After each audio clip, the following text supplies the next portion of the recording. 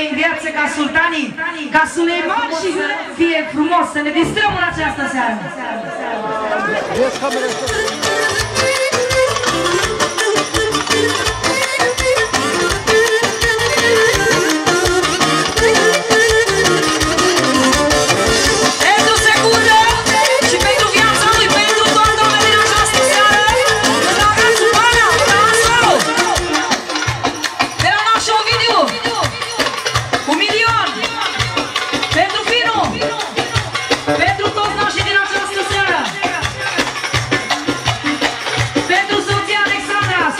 Video!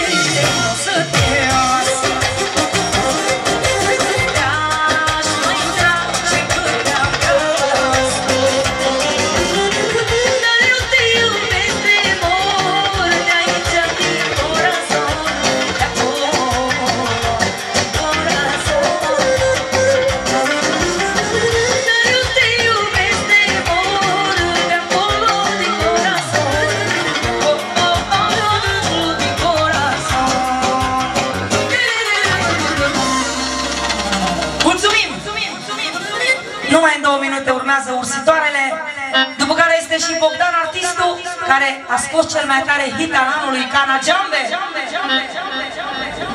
Mulțumim! Da unde?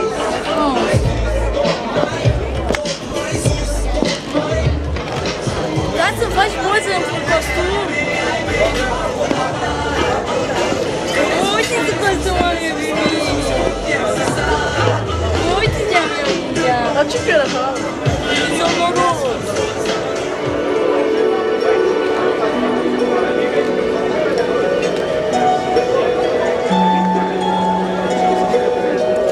Ionuț, au venit fetele. Ai grijă, Ionuț.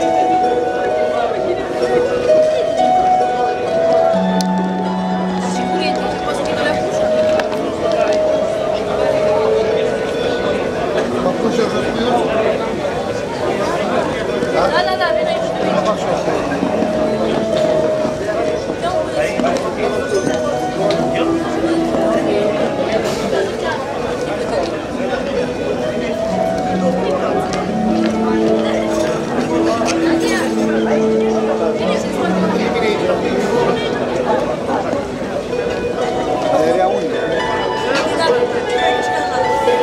Țintă rânduri de poveste, cale lungă am zburat, căci din stele am prins de veste despre pruncul botezat.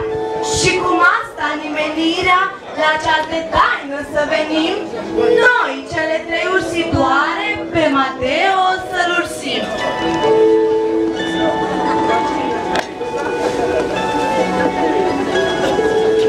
Și tata lui spune asta, nu acum e. Unde cântați pe băie, taticul e rău? E un chemotor pufos. Vai, ce drăgălaș, parcă e giraș. Da, dar am auzit că e tare gălăgios. Da, dar are un zâmbet frumos, chiar și când e somnoros. Ce vezi de noapte, am prins o lumânare la fereastra mare deschisă, le-a chemat pe ursitoare. Ce tot bâșbâi, surioară? Și de ce vorbești încet? Unde vezi tu lumânare? Ne-au găsit pe internet, la clubul lui Tigrilă. V-ați găsit să discutați modul de contact acum? Hai mai bine să ne apropiem, ca de scântecul să spun. Stai, nicăierul de lună, firul vieții să-l întorci. Lumânare, caiere, nu, e clar, tu te întorci. Chiar acum să vă certați? Nu cred că are vreun rost. Încercați cu pompăneala.